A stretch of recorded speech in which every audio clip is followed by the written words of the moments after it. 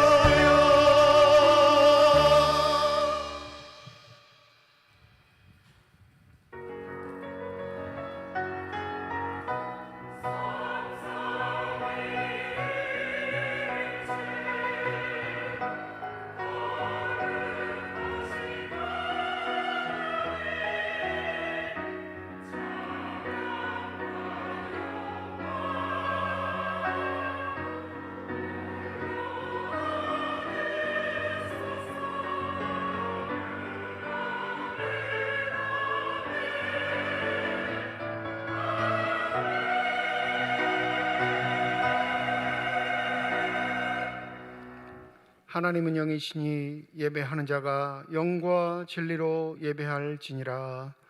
거룩하신 하나님, 하나님의 부르심을 받들어 이 자리에 모인 주의 백성들의 예배를 기뻐받아 주시옵소서. 진실된 마음과 정직한 영으로 삼위일체 하나님의 성원을 찬양하며 예배드릴 때 하나님이시여 영으로 임재하여 주시사 저희들 마음속에 평강을 더하여 주시옵소서.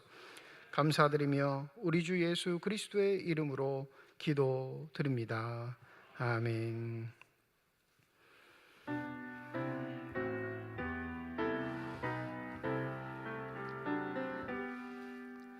다 찬양하여라 전능화 창조의 주께 내 혼아 주 찬양 평강과 구원의 주님 성도들아 주 앞에 이제 나와 즐겁게 찬양하여라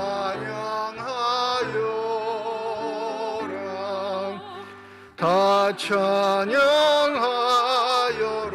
놀라운 만유의 주께 포근한 날개 늘 품어 주시는 주님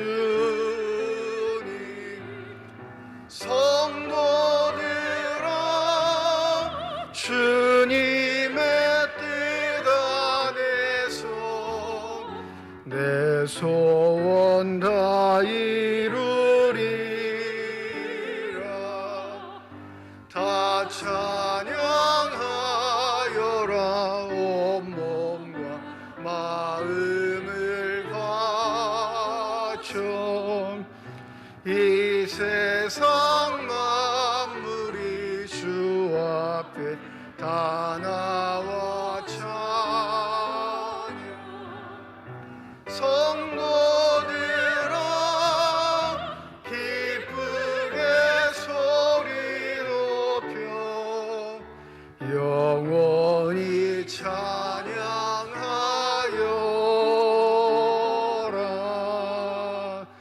아멘.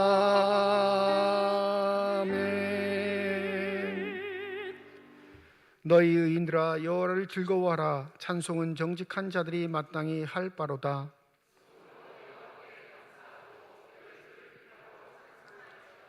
새 노래로 그를 노래하며 즐거운 소리로 아름답게 연주할지어다.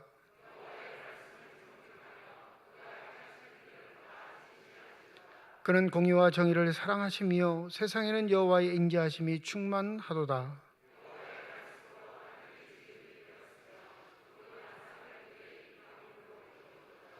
그가 바닷물을 모아 무더기같이 쌓으시며 깊은 물을 곳간에 두시도다.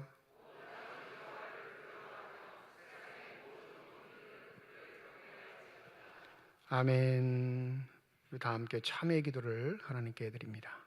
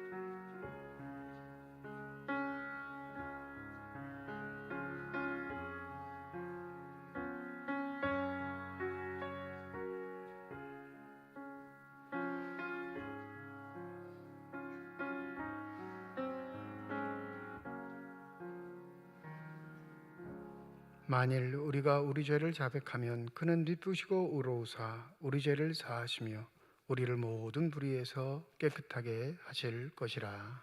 아멘. 나는 전능하신 아버지 하나님 천지의 창조주를 믿습니다. 나는 그의 유일하신 아들 우리 주 예수 그리스도를 믿습니다. 그는 성령으로 잉태되어 동정녀 마리아에게서 나시고 본디오 빌라도에게 고난을 받아 십자가에 못 박혀 죽으시고 장사된 지 사흘 만에 죽은 자 가운데서 다시 살아나셨으며 하늘에 오르시어 전능하신 아버지 하나님 우편에 앉아 계시다가 거기로부터 살아있는 자와 죽은 자를 심판하러 오십니다. 나는 성령을 믿으며 거룩한 공교회와 성도의 교제와 죄를 용서받는 것과 몸의 부활과 영생을 믿습니다. 아멘.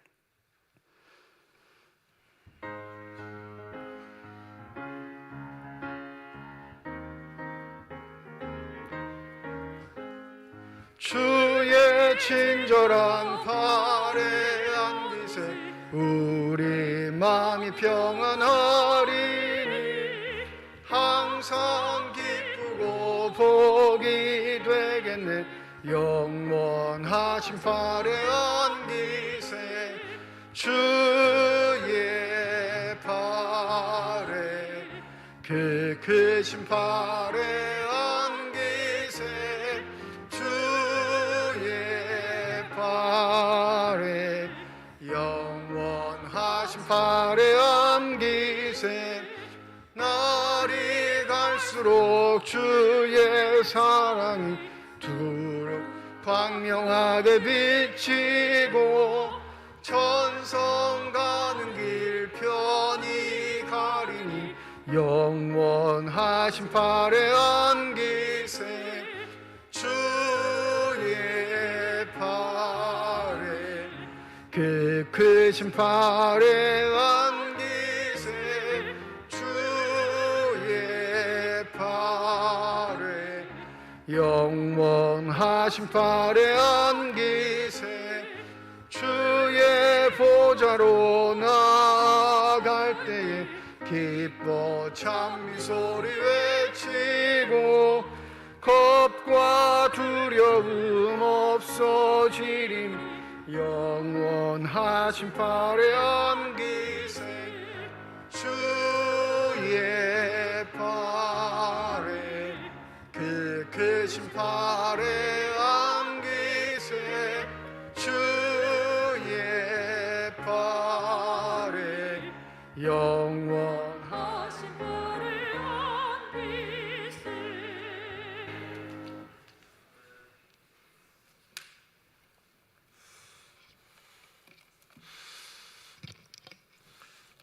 자비와 긍휼이 많으신 아버지 하나님, 지난 한 주간도 험난한 세상을 살아가는 동안 우리와 동행하시며 눈동자처럼 지켜주심을 감사드립니다. 지난 주일 말씀을 받고 세상으로 나아갈 때는 주님의 뜻을 따라 살겠노라고 다짐하였지만 우리의 연약함과 죄성으로 인하여 그렇게 살지 못했음을 고백하오니 십자가 보혈로 저희를 정결하게 씻어주셔서 이 시간 정결하고 깨끗한 몸과 마음으로 예배드릴 수 있게 하여 주시길 간절히 원하옵나이다. 이제 6월도 다 지나가고 있습니다. 새해를 맞으며 좀 더 잘해보겠노라고 다짐하고 각오한 일들이 엊그제 같은데 벌써 반년이 지났습니다. 그러나 저희 자신을 돌아보니 잎만 무성했을 뿐 열매 맺은 것이 없음을 고백합니다. 남은 6개월도 열매 없는 무화과 나무처럼 잎만 무성한 신앙생활이 되지 않게 하시고 주님께 한광줄이 가득 담아 드릴 수 있는 열매 맺는 신앙생활이 되게 하여 주셔서 주님이 원하실 때 신앙의 열매를 기를 수 있는 저희들이 되게 하여 주시옵소서. 하나님의 크신 은혜로 말미암아 코로나가 서서히 물러가고 있음을 실감합니다. 한치 앞을 볼 수 없는 답답한 속에서 2년이라는 긴 시간이 흘렀습니다. 하지만 하나님은 이러한 시간 속에서도 저희들을 붙드심으로 쓰러지지 않게 하시고 하나님의 선하심을 맛볼 수 있도록 이렇게 좋은 날을 허락하셨습니다. 이제 우리가 주님 안에서 항상 감사하며 찬양할 수 있도록 붙들어 주옵소서. 온 교회가 하나님의 도우심으로 더욱 부흥하고 모든 부서가 날로 성장하기를 간절히 바라옵나이다. 교회 학교를 위해 기도합니다. 그동안 코로나로 인하여 중단되었던 여름 성경학교를 준비하고 있습니다. 여름 수련회는 물론 예배드리는 것조차 힘들었던 시간들이 있었지만 이제 그 모든 아픔들을 뒤로하고 새로운 마음으로 기도하고 준비하는 교사들에게 지혜와 능력으로 채워주옵시고 저들의 열심을 통하여 믿음이 다시 회복되고 성장하는 교회 학교가 되게 하여 주시옵소서. 교회에서는 든든한 일꾼으로 많은 항존 직분자들을 선택해 주셨습니다. 지금은 교육 중에 있사오니 교육을 통하여 잘 다듬어져서 교회의 든든한 기둥으로 우뚝 서고 모든 성도들을 품고 사랑하는 좋은 직분자들이 되길 간절히 기도합니다. 주님, 이 시간 주님 전에 나올 때 갈급한 마음으로 나온 심령들이 많이 있습니다. 아픈 이들에겐 치유와 회복을 주시고 상하고 찢긴 이들에겐 은혜와 위로를 주옵시며 소망을 가진 이들에겐 응답받게 하시사 갈 바를 모르고 방황하는 심령이 하나도 없게 역사하여 주시옵소서. 오늘 또 말씀을 전하시는 목사님께 성령의 능력으로 함께 하셔서 선포되는 말씀마다 성령 충만, 은혜 충만한 말씀이 되게 하시며 그 말씀을 듣는 우리의 심령이 뜨거워져서 주님을 사랑하지 않고서는 견딜 수 없는 그런 마음이 되도록 역사하여 주시옵소서. 오늘 말씀을 통하여 6월을 잘 마무리하고 7월에 맥주 감사주의를 준비하는 모든 성도들이 되게 하여 주시옵소서. 이 시간 예배를 수종드는 손길 위에 주께서 복에 복을 더하여 주옵시고 시온 찬양대의 찬양을 기쁨으로 흠량하여 주시길 원하오며 예수님의 존귀하신 이름으로 기도드리옵나이다. 아멘.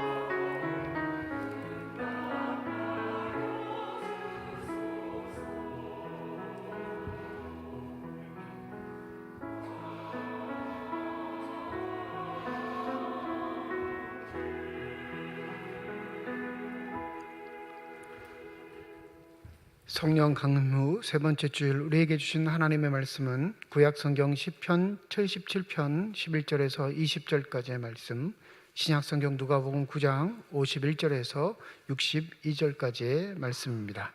다 함께 자리에 일어나셔서 하나님의 말씀을 받겠습니다.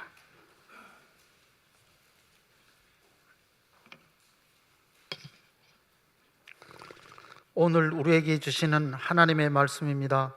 곧 여호와의 일들을 기억하며 주께서 옛적에 행하신 기이한 일을 기억하리이다.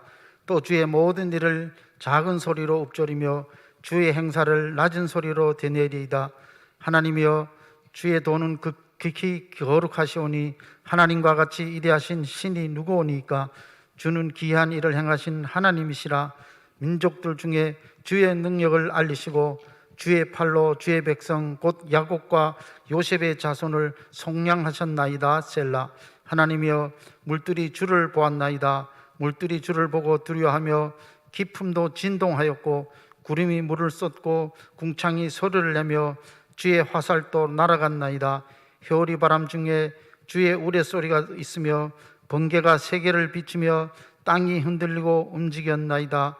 주의 길이 바다에 있었고 주의 고든 길이 큰 물에 있었으나 주의 발자취를 알 수 없었나이다. 주의 백성을 양떼같이 모세와 아론의 손으로 인도하셨나이다. 아멘.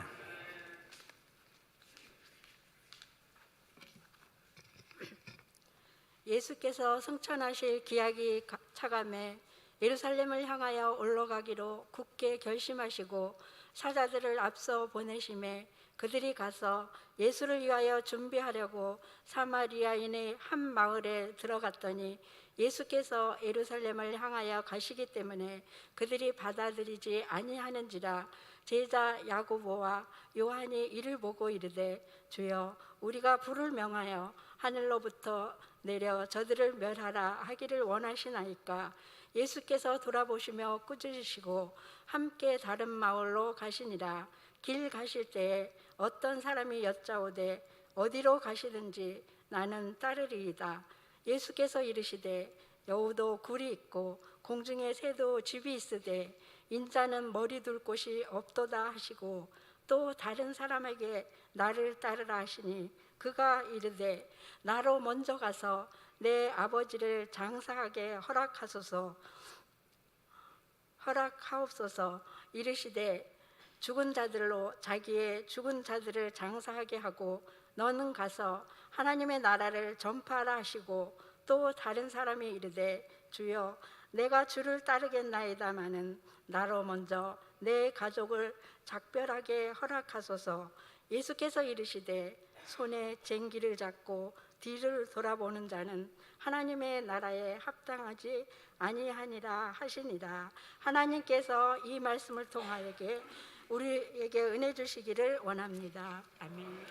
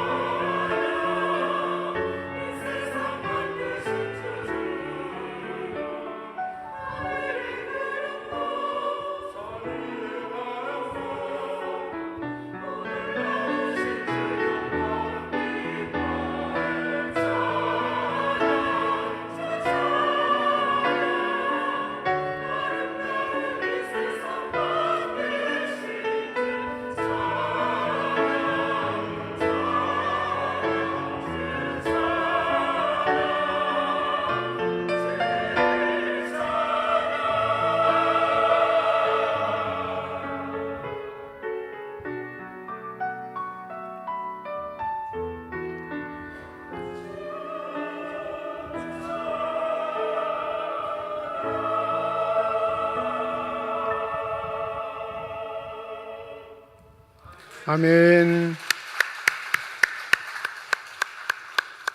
기도하겠습니다.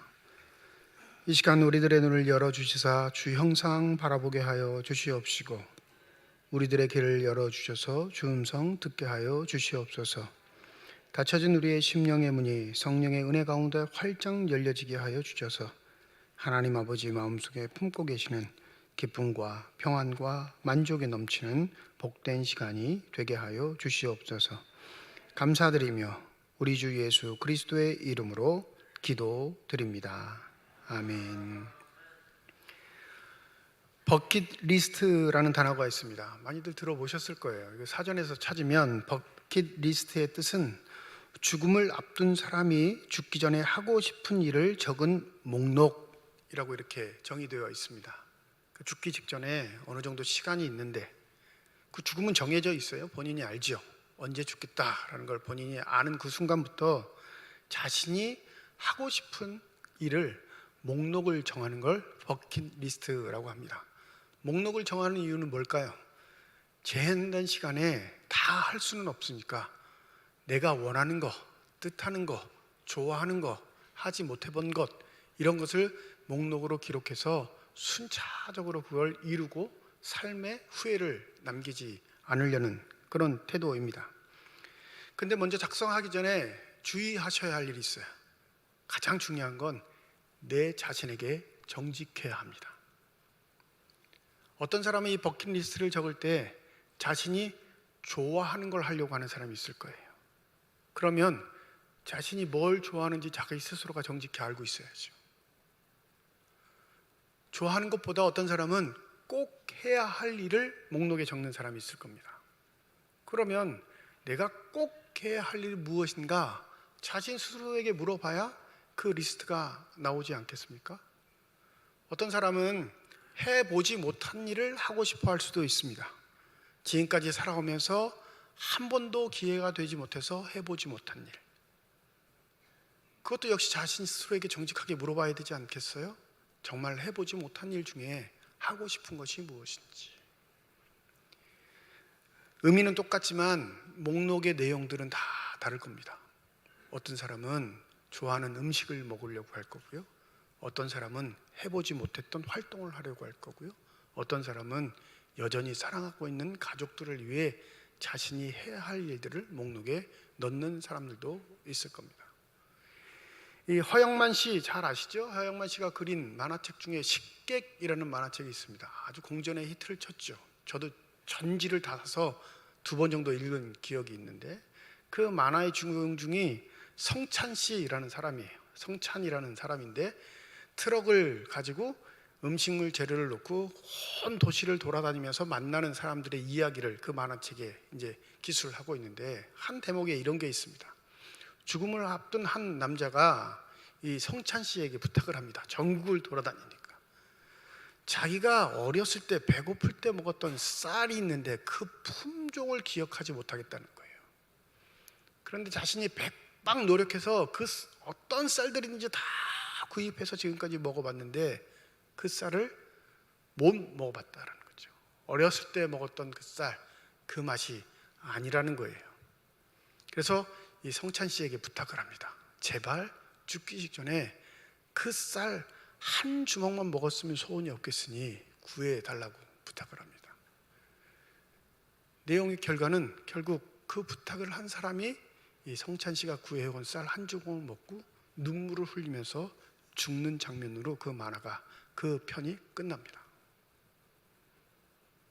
누군가에겐 어렸을 때 그 쌀 한 줌이 행복한 마음을 주었던 그 쌀 한 줌이 죽을 때 갖고 가고 싶은 마음일 수도 있습니다. 허영만 씨가 만화를 그릴 때 창작을 하긴 하지만 대부분 전에 들었던 이야기, 조사했던 이야기를 근거로 만화를 그리니까 아마 분명히 그 주인공은 이 땅에 살았던 사람일 것입니다. 지난 금요일 강원도 고성에서 한국 기독교인들이 주최하고 복음 통일 선교대회가 있었습니다. 6.25를 기념해서 고성 DMZ 박물관에서 외국에서 온 16개 국가 지도자들하고 그 다음에 우리 광역시를 대표하는 기독교 대표들하고 강원도 땅에 18개라고 그러더라고요. 시군을 대표하는 기독교 대표들이 모여서 통일 선교대회 6.25 기념예배 겸 통일을 위한 기도회를 했습니다. 이 고성은 딱 두 번째 가보는 거예요. 첫 번째는 우리 노회 내에 행사가 있어서 고성에 한번 갔었고, 이번이 딱 두 번째인데, 노회 행사를 할 때는 장로님들하고 막 여러분이 같이 가신단 말이에요. 그냥 개인의 일정이 없어요. 그냥 행사를 참석하고 바로 오는 거지. 근데 이번에는 저 혼자 가는 길이기에 고민을 했습니다. 두 가지를 어떤 걸 할까 고민했는데, 첫 번째는 통일 전망대를 미리 갔다 와 볼 수 있어요. DMZ 박물관하고 통일 전망대하고 조금 거리가 떨어졌더라고요. 근데 DMZ 박물관에서 행사를 하고 나면 행사가 너무 길어서 통일 전망대를 갈 시간이 없다는 거예요. 그래서 안내문에 뭐가 왔냐면, 통일 전망대를 보실 분은 반드시 행사하기 전에 먼저 다녀오시기 바랍니다 해가지고 친절하게 안내 문자까지 보내줬어요.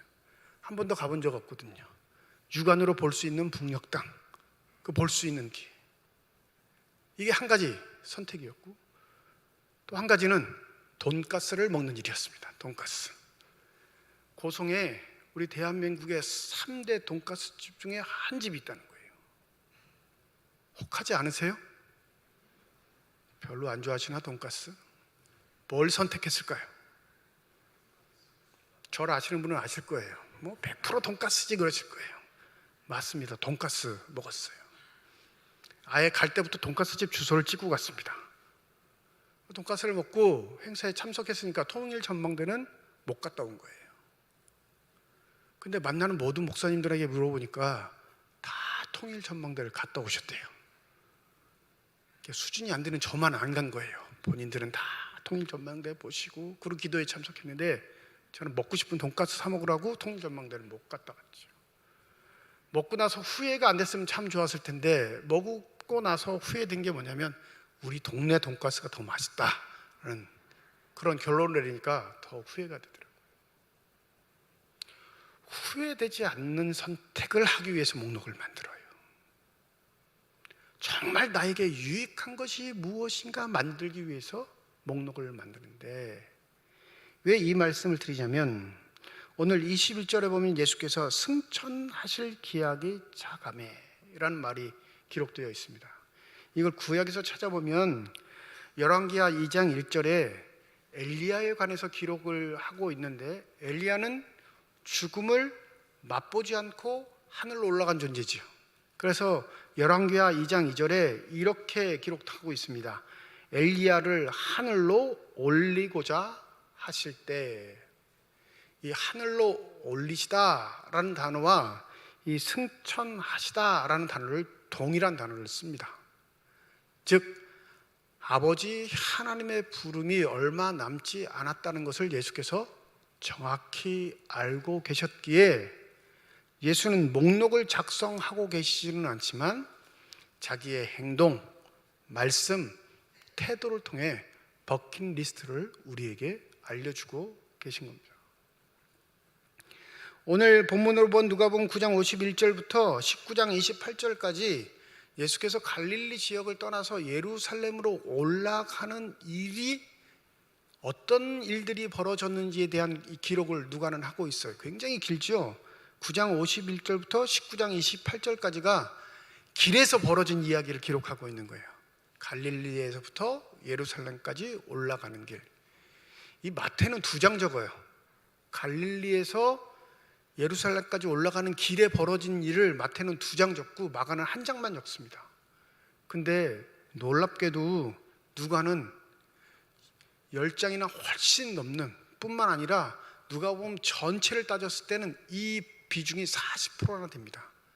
꿰뚫고 있는 거예요. 누가는 예수께서 갈릴리에서 예루살렘까지 올라가시면서 행하신 모든 일들은 죽기 전에 반드시 본인이 하셔야 할 일들이기에, 이 성경을 읽는 여러분들이요 반드시 명심하십시오. 이건 뺄래야 뺄 수 없는 예수의 결단입니다. 이걸 우리에게 알려주시는 겁니다. 그러니 이 본문은 중요할 수밖에 없죠. 뿐만 아니라 이 본문을 우리가 당혹스럽게 바라볼 수밖에 없는 건, 평상시에 보던 예수의 태도와는 너무나 다르기 때문에 그렇습니다. 이 첫 번째 단락 51절부터 시작되는 첫 번째 단락에 예수께서 갈릴리에서 내려오셔서 예루살렘으로 가시려고 하니까 이 사마리아를 거쳐야 되거든요. 근데 유대인의 전통에 그 누구도 사마리아를 거쳐가지 않습니다. 돌아가죠. 성인 걸음으로 하면 갈릴리에서 예루살렘까지 일주일 정도면 갈 수 있습니다. 중간중간에 자기는 해야겠지만 성인 남성이면 부지런히 걸으면 일주일 정도면 다 도착해요. 그런데 사마리아를 관통하지 않으면, 돌아서 가면 여기에 3일 정도를 덧붙여야 합니다. 근데 아무도 사마리아를 직접 관통하지 않아요. 왜 그러냐면 지금 하나님 앞에 예배드리러 가는데, 절기를 지키러 예루살렘을 찾아가는데 가기 전부터 범죄자가 되기 싫거든요. 죄인으로 인정받기 싫은 거예요. 사마리아인과 접촉하게 되면, 그 도시 땅을 들어가게 되면 그는 죄인이 되는 겁니다. 율법 규정에 의해서. 사마리아인들은 이미 우상 숭배자로 낙인 찍혀서 아무리 하나님의 이름을 부르고 예배를 드린다 하더라도 정통 유대인들은 그들을 인정하지 않았습니다. 근데 예수께서는 가로질러 가지 않으세요. 직접 통해 가시려고 제자들을 보내셨습니다. 근데 무슨 일이 벌어지죠? 제자들이 가서 부탁을 했는데 사마리아 사람들이 거부합니다. 예루살렘에 가는 중이야? 안 돼. 우리 마을엔 들어올 수 없어. 그러고 내쫓습니다. 얼마나 기분이 나빴는지 54절에 보면 제자 야고보와 요한이 이렇게 말하죠. 주여, 우리가 불을 명하여 하늘로부터 내려 저들을 멸하라 하시기를 원하시나이까. 제자들이 그 사람을 생각했는지 모르겠지만 역사적으로 사마리아 땅에 불을 내려 거기에 도착해 있던 군인들을 멸한 사람이 있습니다. 누구냐면 구약에 등장하는 엘리야입니다. 엘리야가 사마리아 땅에 들어온 군인들을 하늘을 명해서 불을 내려 죽인 적이 있어요. 이게 역사적인 사실 사건이기에 유대인이었던 이 제자들은 당연히 그 인식을 갖고 있었을 거예요. 이 사마리아 땅은 저주받은 땅, 하나님의 은혜를 받지 못하는 땅이니 당연히 자신들이 하나님께 기도하면 불을 내려서 혼내줄 것이라 생각한 거죠. 그런데 예수께서는 55절에 보면 뭐라고 하시죠? 꾸짖으셨다. 그리고 사마리아를 돌아가십니다. 관통하지 않아요. 여기에 예수의 태도가 좀 의아스럽습니다. 원래 우리가 알고 있는 예수라면 거부하는 사람들에게 들어가셔서 뭘 전하셔야 돼요? 생명의 말씀을 전하셔야죠. 차별받고 있는 이 사람들에게 다가가 사랑의 손길을 내미셔야죠. 여전히 우상 숭배를 하고 있는 이들에게 그들의 죄를 회개하라 선포하시면서 그들에게도 하나님의 길이 열려 있음을 말씀하셔야 했을 텐데 예수는 사마리아를 돌아가십니다. 왜 그러셨을까요? 시간이 없는 거예요. 머뭇머뭇한 시간이 없는 겁니다. 예수 스스로에게는 긴박한 상황인 겁니다. 이 긴박한 상황이라는 걸 인식하지 못하면 평시의 시각으로 이 본문을 보면 예수는 괴팍한 사람입니다. 이상한 사람이에요. 우리가 선생님이라 부를 정도의 자격도 갖추지 못한 사람입니다. 예수가 바라보는 시간의 개념과 우리가 바라보고 있는 시간의 개념이 다르기에 예수의 긴박성을 전혀 인식하지 못하기에 나타나는 차이일 뿐입니다. 57절에 보면 길 가실 때라고 시작하며 세 부류의 사람을 만나죠. 정확하게 세 사람이 만납니다. 첫 번째는 스스로가 예수의 제자가 되겠다고 따라온 사람입니다. 주님, 내가 어디를 가시는지 주님을 따르겠습니다. 여러분, 사마리아 사람 배척했어요. 예수를 박대했단 말이에요. 그런데 누군가 자기에게 호의를 베풀고 내가 주님의 제자가 되겠습니다 한다면 얼마나 기분 좋은 일입니까? 뿐만 아니라 누가복음에는 어떤 사람이라 기록하고 있지만 마태복음 8장 19절에 보면 이 사람을 서기관이라 이렇게 말합니다. 지체 있는 사람이죠. 배운 게 많은 사람입니다. 지도자 역할을 할 수 있는 사람이 스스로 자진해서 예수 앞에 주님, 제가 당신의 제자가 되겠습니다. 저를 받아 주십시오. 이렇게 얘기합니다. 그런데 58절에 예수께서 매몰차게 거절하시죠. 우리가 잘 알고 있는 말씀을 합니다. 여우도 굴이 있고 공중에 새도 집이 있으되 인자는 머리 둘 곳이 없도다. 여러분, 서기관쯤 됐는데 예수를 따르려는 의도를 예수께서 정확하게 꼬집으신 거예요. 왜? 서기관으로도 부족해? 한 자리 더 하고 싶어? 내가 왕이라고 소문이 났으니 그걸 너는 믿되 너의 육신의 안위를 위해서 내 제자가 되려고 하느냐? 이걸 정확히 아시고 짐승의 이야기를 빗대어 자신의 처지가 얼마나 별 볼 일 없는 삶인지를 이야기하십니다. 이 이야기를 한 후에 그가 예수를 따랐더라 라는 말이 없으니까 어떻게 한 거예요? 그냥 도망쳐 버린 거죠. 자신의 의도와는 다른 거예요. 여기 예배드리고 있는 저와 여러분 모두가 이 서기관 같은 마음이 없다 할 수는 없습니다.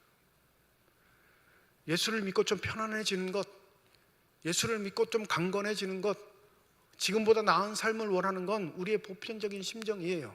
다 누구나 그 마음이 있습니다. 없는 것처럼 가식 떨 필요 없어요. 그러니까 부끄러운 건 아니거든요. 그런데 때로는 그 삶의 태도가 예수 앞에 거부당할 수 있다는 사실을 기억하셔야 합니다. 단지 내 편안함, 일신상의 안일, 그것 때문에만 주를 따르겠다 작정하신다면 큰 코 다치실 수도 있다라는 사실이에요. 두 번째 사람에게는 예수께서 직접 말씀하시죠. 59절입니다. 나를 따르라 하시니 그가 이르되 나로 먼저 가서 내 아버지를 장사하게 허락하옵소서. 첫 번째 사람까지는 용납이 돼요. 그럴 수 있다 생각돼요. 지금 급해 죽겠는데 지금 1초가 자기인 중요한 시간인데 걸리적거리는 사람이 등장했으니까. 근데 두 번째 사람부터 우리가 시험거리에 드는 건 예수는 무엇을 위해 가족과의 관계까지도 이렇게 몰살시키는가라는 의구심이 듭니다. 여러분, 나를 따르라 예수가 먼저 부탁하셨어요. 첫 번째 사람은 자기가 자기 스스로 결단을 가지고 다가왔지만 두 번째 사람에게는 예수가 부탁을 하신 겁니다. 그 부탁한 사람이 부탁을 받은 사람의 조건, 그것도 대단한 것도 아닌 내 아버지의 장례를 마친 후에 제가 따르겠습니다 라는 게 이게 과한 부탁인가요? 예수는 이렇게 말씀하시죠. 60절에 죽은 자들로 자기 죽은 자들을 장사하게 하고 너는 가서 하나님의 나라를 전파하라. 허락하신 거예요? 허락하지 않으신 거예요? 심하게 말하면 이놈아 정신 차려. 이 말의 대부분 무너져요. 그 다음 말씀은요. 세 번째 사람은 주를 자신이 따르겠다고 하고 먼저 단서 조항을 가는데 주님, 내 가족과 먼저 작별할 시간만 주십시오. 이렇게 부탁한단 말이에요. 두 번째 사안 한번 보죠. 죽은 자들로 자기 죽은 자들을 장사하게 하라. 이 말씀. 유대인 전통들을 대부분 아시겠지만 이 장례의 일들은 이 두 가지로 구분이 됩니다. 첫 번째는 사람이 죽었을 때 그 죽은 자를 동굴에 무덤을 만들어 놓죠. 동굴 안에 그리고 그 돌로 침대 같은 걸 만들어 놓습니다. 시신을 누일 수 있는 곳.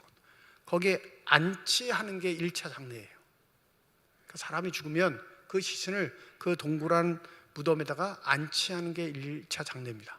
그리고 무덤의 문을 닫습니다. 그럼 언제까지 기다리냐면 1년여의 시간을 기다려요.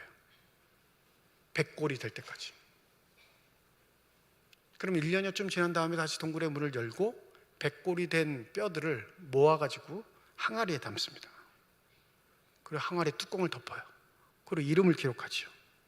그리고 그 동굴 한켠에 놓습니다. 그렇게 이게 자자손손 가족의 묘가 돼요. 그러니까 장례는 단지 며칠 만에 끝나는 게 아니라 장례의 모든 전체를 얼마 만에 끝나는 거예요? 1년 정도의 시간이 걸리는 거예요. 1년 정도의 시간. 그러니까 본문의 두 번째 사람에게 나를 따르라 하셨을 때 내가 아버지의 장례를 마치고 가겠습니다라는 거 두 가지 해석이 가능해요. 첫 번째, 아버지가 지금 죽기 직전이니까 제가 임종을 지키게 해주십시오라는 말이 되고 첫 번째는. 두 번째는요, 최소한 몇 년을 기다려달라는 거예요. 1년만 저에게 시간을 주십시오. 이거예요. 이 사람은 뭘 모르는 거죠? 하나님의 때에 움직이시는 예수의 삶을 이해하지 못하는 겁니다. 자신이 바라보는 시간의 때에만 사는 사람은 결코 하나님의 때를 이해할 수 없지요. 그러니 예수께서 초대하신 거예요. 하나님의 때에 동참하라. 하나님의 시간 안에 너가 초대되었으니 그 일에 전력하라. 그런데 여전히 우리는 하나님의 시간보다 내 시간에 본의 삶이 더 먼저이니 인륜에 대한 일일지라도 하나님의 때를 먼저 생각하지 못하고 여전히 내가 거쳐왔던 사회적인 간섭 시간 안에 내 시간을 쏟아붓고 있는 겁니다. 세 번째는 뭐라고 하시죠? 손에 쟁기를 잡고 뒤를 돌아보는 자는 하나님의 나라에 합당하지 아니하니라. 이것도 좀 의아한 게 가족과 작별하는 시간이 오래 걸릴까요? 얼마 안 걸릴까요? 이건 장례보다 더 짧은 시간일 거란 말이에요. 그죠? 2000년 전에 남성들이라면 뭐 구구절절 다 얘기를 했겠어요. 예수의 제자들도 그냥 예수를 따를 때 별 얘기 없이 따라왔을 거란 말이에요. 얼마 시간이 걸리지 않았을 텐데 예수는 왜 이런 이야기를 하셨을까? 이 원문을 살펴보면 내 가족들이라는 단어를 남성 명사 복수형으로 표시하고 있습니다. 여기에 여자는 포함시키지 않고 있어요. 그럼 뭘 의미하냐면 그 가정에서 가장 권위가 있고 결정을 할 수 있는 존재에게 뭐 하겠다는 거예요? 허락을 맡고 오겠다라는 겁니다.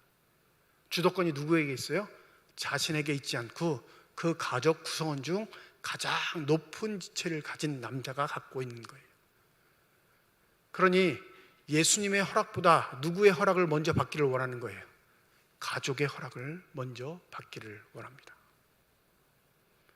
그게 허락될지 안 될지도 모르는데 이 급박한 마음에 예루살렘으로 올라가시는 예수를 이도 역시 이해하지 못하는 거죠. 그러니 말씀하십니다. 손에 쟁기를 잡고 뒤를 돌아보는 자는 하나님의 나라에 합당하지 아니하니라. 이 세 부류의 사람, 사마리아에 있는 모든 사람들은 다 하나님 나라에 합당하지 아니한 사람입니다. 이게 비극이에요. 간접적인 초대도 아니고 예수의 직접적인 초대, 누구를 통한 이야기도 아니고 예수가 직접 얘기하신 말씀, 그 말씀 자체가 되시는, 생명 자체가 되시는 예수의 초대를 거부하는 하나님 나라에 합당하지 아니한 자. 왜 이런 일이 벌어질까요? 예수가 가지고 계신 그 하나님의 때의 시간의 개념을 망각하고 있기 때문에 그렇습니다. 여러분은 하나님의 때를 믿으십니까? 여러분은 하나님의 때를 확신하십니까? 그걸 확신하는 자, 믿는 자는 하나님의 때로 삶을 살아가는 거예요. 내 삶의 시간표에 하나님을 맞추는 게 아니라 하나님의 시간표에 내 삶을 맞출 때 그는 하나님 나라에 합당한 자가 되리라 믿습니다. 그럼 버킷리스트 한번 작성해 보시죠. 내가 하나님이 부르시기 전에, 내가 죽기 전에 이루어야 할 일들의 목록을 한번 작성해 보시자, 이 말씀입니다. 여러분, 무엇을 작성하시겠어요? 그 버킷리스트 1번에 여러분 무엇이라 적으시겠습니까? 그 1, 2번에 위치되어 있는 그 일을 하나님 앞에 들고 간다면 하나님 앞에 부끄러우시겠어요? 안 부끄러우시겠어요? 예수가 평상시와 다른 행동을 했던 이유 뿐만 아니라 늘 자상하고 너그럽고 사랑이 풍성하신 분으로서 우리에게 다가오셨던 그분이 이렇게 모멸차게 사람들 앞에 등장하신 이유는 바로 하나님의 때에 자신이 행해야 할 일들이 정확히 무엇인지 알고 있으셨기 때문입니다. 저도 버킷리스트가 있는데 아내하고 약속한 게 한 가지 있어요. 이건 아내하고의 관계입니다. 제 의지도 있지만 아내하고 관계인데 죽기 전에 꼭 책 한 권을 쓰기로 하고 약속을 했습니다. 그러니까 책 한 권 안 쓰면 못 죽는 거예요. 죽기 전에 책을 한 권 써야 하는데 그 이유는 이렇습니다. 나 먼저 죽으면 먹고 살기 힘들 테니까 내가 책을 한 권 써줄게. 출판은 당신이 알아서 하는데 팔리는 대로 먹고 살아. 팔릴지 안 팔릴지 모르는 거예요. 책만 내놓고 또 부도 날 수도 있겠죠. 죽기 직전에 집사람하고 약속한 거예요. 목회자로 살다 죽을 거니까, 설교자로 살다 죽을 거니까 책을 쓴다면 뭘 써야 할까요? 설교집 써야겠죠. 설교집. 계획은 잡아놨어요.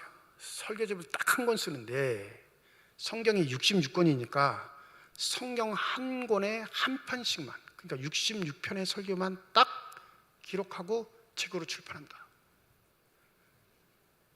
이게 제 버킷리스트 중에 하나 포함되어 있어요. 근데 하나님 앞에 가면 하나님이 칭찬하실까요? 혼내실까요? 설교집 낸 것 같고 뭐라고 하시진 않을 것 같은데 제 생각엔 야 이놈아 먹고 살게 걱정해서 책 냈냐? 이러실 것 같아요. 하나님이 먹이시고 입히시고 기르시고 인도하신다는 걸 가르치는 놈이 기껏 생각해내는 게 아내 먹고 살라고 책 낸다면 하나님이 좋아하실까요? 안 좋아하실까요?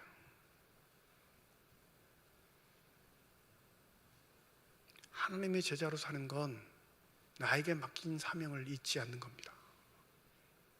하나님의 풍성한 은혜를 누린 자는 누가 시키지 않아도 그 버킷리스트에 하나님께 은혜 받는 일들을 선택하게 되어 있습니다. 여러분 어느 때를 살아가십니까? 뿐만 아니라 하나님 나라에 합당한 자로 사시는지 합당하지 아니한 자로 사시는지 여러분 정직하게 그 버킷리스트를 여러분 눈앞에 두고 기록하려고 하면 바로 내가 어떤 존재인지 알게 되실 겁니다. 하나님 앞에 단독자로 선 예수, 승천할 기약이 가까워 오셔서 그가 선택해야 할 삶의 선택들이 그리 많지 않다는 걸 아셨던 예수는 과감하게 하나님의 나라를 위해 그의 발자국을 내디디셨습니다. 부디 저와 여러분도 하나님 나라의 합당한 자로서 인정받는 복된 버킷리스트를 작성해가는 귀한 사명자가 되시기를 주님의 이름으로 축원드립니다. 기도하겠습니다. 평시와 다른 예수의 모습은 바로 하나님 때 때문이었습니다. 하나님의 시간 안에 살아가시는 분, 그러하게 자기의 사명을 잊지 않으셨던 분, 머뭇거리지 않고 하나님 나라의 합당한 자로서의 삶의 모범을 보여주신 분이 바로 예수임을 잊지 않게 하여 주셨소.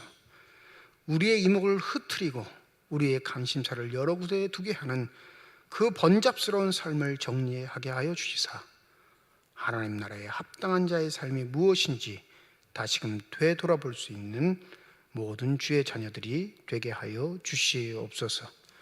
감사드리며 우리 주 예수 그리스도의 이름으로 기도드립니다. 아멘.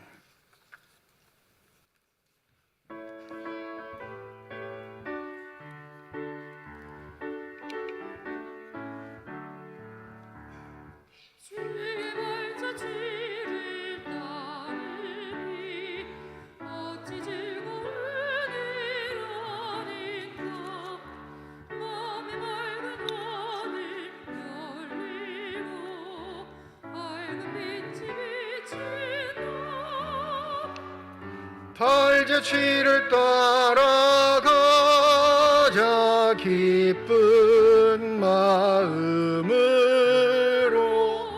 발자 발자취를 따라가자 찬송하며 즐겁게 주의 발자취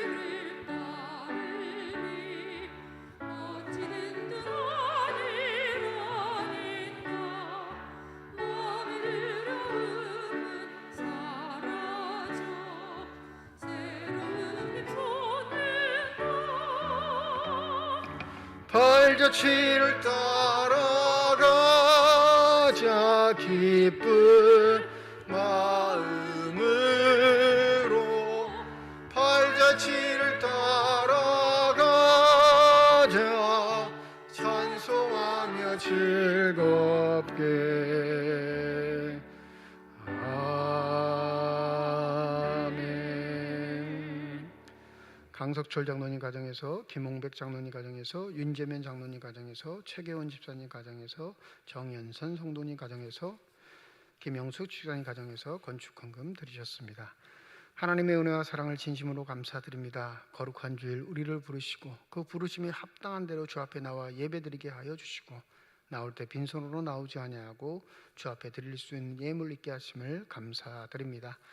11조 헌금으로, 1,000번째 헌금으로, 감사 헌금으로, 선교 헌금으로, 장학 헌금으로, 건축 헌금으로, 주일 헌금으로 드리는 손길마다 주의 은혜 가운데 복 내려 주시사 이 땅 살아갈 때 필요한 것 채우시는 하나님의 은혜를 누리는 자들이 되게 하여 주시옵시고 사는 동안 후히 나누고 베풀 수 있는 축복의 손길들만이 되게 하여 주시옵소서.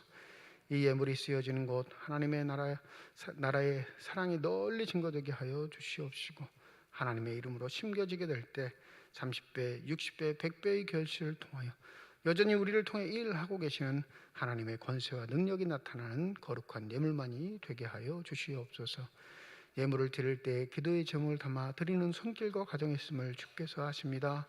때를 따라 돕는 은혜로 함께 하겠다 약속하신 주님, 우리의 기도에 응답하여 주시옵시고 어떠한 경우에도 우리의 시선이 하나님을 바라보는 일을 게을리하지 않도록 우리에게 성령의 은혜를 더하여 주시사 삶의 자리에서 절망하거나 낭망하거나 포기하지 않게 하여 주시옵시고 믿음의 눈을 들어 일어설 수 있는 용기와 결단이 있는 거룩한 사람들만이 되게 하여 주시옵소서.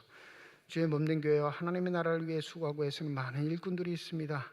한 사람 한 사람 기억하여 주시옵시고 저들에게 허락하신 열정과 헌신들 늘 함께 하실 수 있는 성령의 은혜로 말미암아 한결같게 하시고 겸손하게 하여 주셔서 주의 교회와 하나님의 나라를 위해 든든히 서갈 수 있는 귀한 일꾼들이 다 되게 하여 주시옵소서.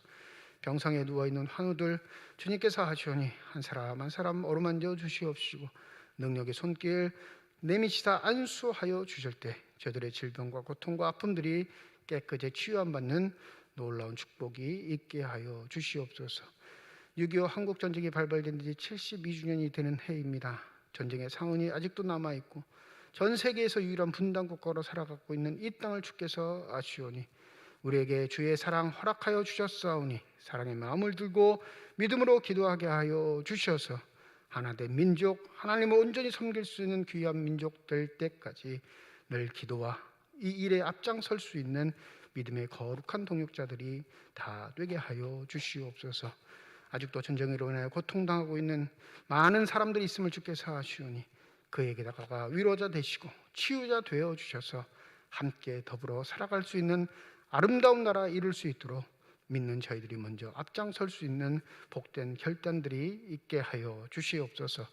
감사드리며 우리 주 예수 그리스도의 이름으로 기도드립니다. 아멘. 우리 함께 인사하겠습니다. 하나님의 축복이 여러분과 함께. 감사합니다. 우리 옆에 분과 손 흔들면서 인사하시죠. 하나님의 축복이 옆에 계신 분과 함께. 네, 감사합니다. 다음 주일은 맥주 감사 주일로 지킵니다. 1부, 2부 예배로 모이고요. 오늘 주보 보시면 다 맥주 감사헌금 봉투 받으셨을 텐데 감사헌금 정성껏 준비하셔서 다음 주 주일 예배에 참석해 주시기를 부탁드립니다. 7월 첫 주인 만큼 우리도 6개월 동안 반년 동안 나와 함께 하셨던 하나님의 은혜 또 하나님께서 베푸셨던 사랑을 감사하는 마음으로 드리는 예배이니만큼 많은 분들 참석해 주시고 그동안 현장 예배 드리지 못하고 집에서만 예배 드리셨던 분들도 다음 주 절기 예배, 맥주 감사 주일 예배는 참석해 주시기를 주의 이름으로 부탁드립니다. 다음 주일부터 7월 첫 주가 시작되는데 7월 달부터 오후 찬양 예배는 2번 드리도록 하겠습니다. 첫 주 세 번째 주일 오후 찬양 예배는 오후 2시에 본당에서 모여서 예배 드리겠습니다.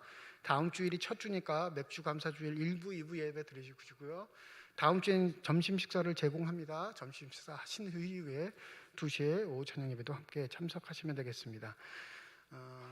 매달 첫째 주, 셋째 주 주일 오후 찬양 예배니까요. 다섯째 주가 있는 달도 다섯째 주를 드리는 게 아니라 첫째 주, 셋째 주만 이렇게 드립니다. 당분간 남은 하반기 동안은 이렇게 진행을 하기로 이제 당에서 결정이 됐으니까 오해하지 마시고 7월부터 첫째 주, 셋째 주에는 오후 찬양 예배가 있다. 이렇게 이해하시면 되겠습니다. 월삭기도회 7월 1일 금요일 새벽 5시 본당에서 모입니다. 7월 첫날입니다. 하나님 앞에 기도하시면서 7월을 시작하시길 부탁드리고 7월 금요 기도회 이게 조금 제가 착각을 해가지고 날짜를 잘못 적었는데 저는 그냥 금요일 기준으로 해서 둘째, 넷째 적다 보니까 이게 오차가 생겨서 금요 기도회가 8일, 22일이 아니라 15일, 29일 날 이렇게 모이도록 하겠습니다. 주일로 따지면 이 8일이 첫째 주일이 되기 때문에 자꾸 착각하시는 분이 계셔서 오해하실까 봐 주일을 기준으로 둘째 주, 넷째 주 금요일에 금요기도회를 모입니다. 다음 주에는 수정해서 다시 한번 알려드릴 테니까 7월 금요기도회 15일, 29일 이렇게 2번 모인다는 거 기억하시면 되겠습니다.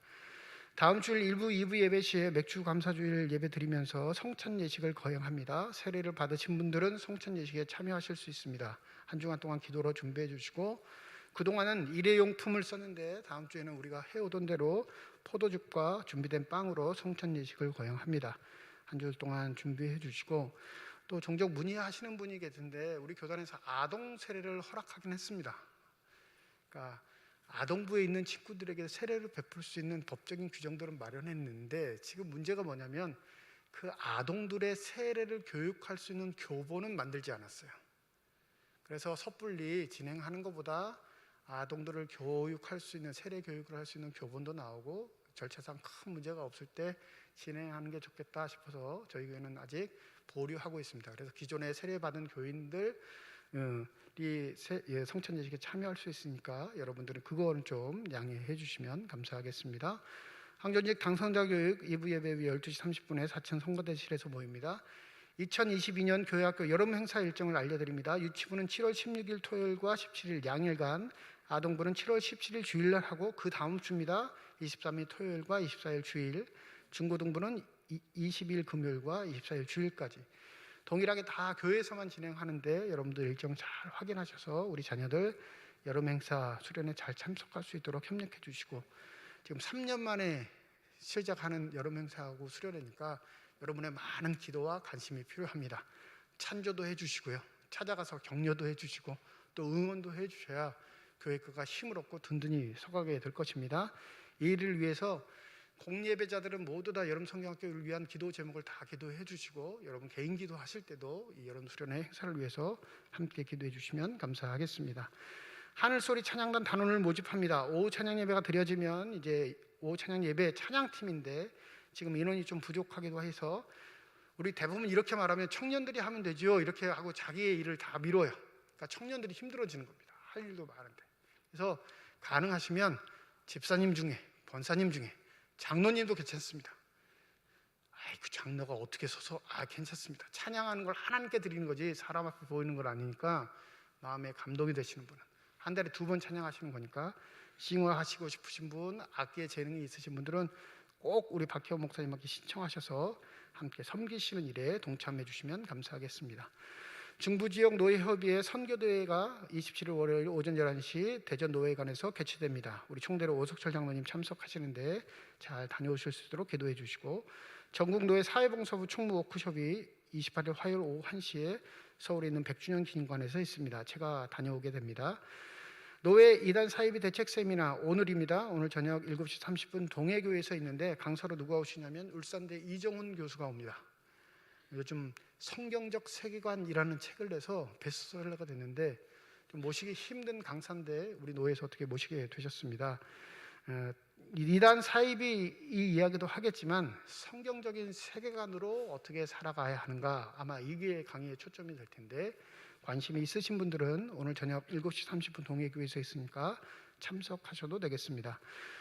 감사한 일을 우리 한동훈 집사님 생일 감사하셔서 강단 양식 준비해 주셨습니다. 집사님 앞길 위해 하나님의 축복이 함께 하시기를 주님의 이름으로 축원드립니다. 이제 다 함께 자리에 일어나셔서 결단 찬양 하나님께 드리겠습니다.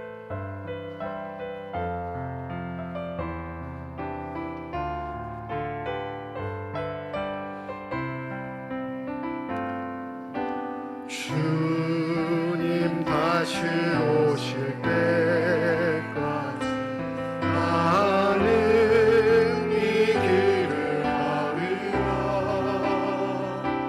좁은 길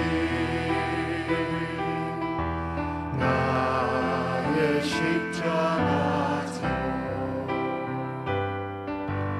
나의 가는 이 길 끝에서 나는 주님을 보리라. 영광의 내 주님 나를 맞아주시네. 주님 다시 오실 때까지 나는 일어나 달려가리라. 주의 영광 못한 덮을래. 나는 일어나 노래하리. 내 사모하는 주님 온 세상 부주시라.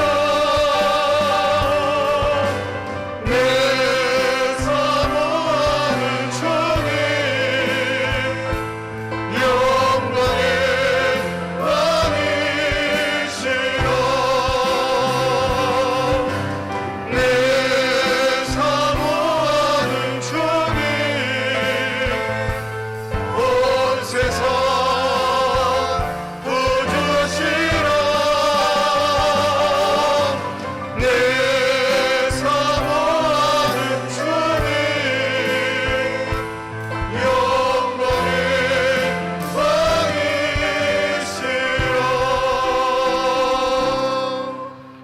이제는 우리 주 예수 그리스도의 은혜와 하나님의 사랑과 성령의 교통하시고 내주하시고 역사하시고 충만하심이 주의 말씀을 마음에 새기고 삶의 자리로 돌아가 그 말씀의 능력자가 되기를 소원하는 주님의 거룩한 자녀들, 이들의 가정과 일터와 앞길 위에 이제로부터 영원토록 함께 하시기를 간절히 축원하옵나이다.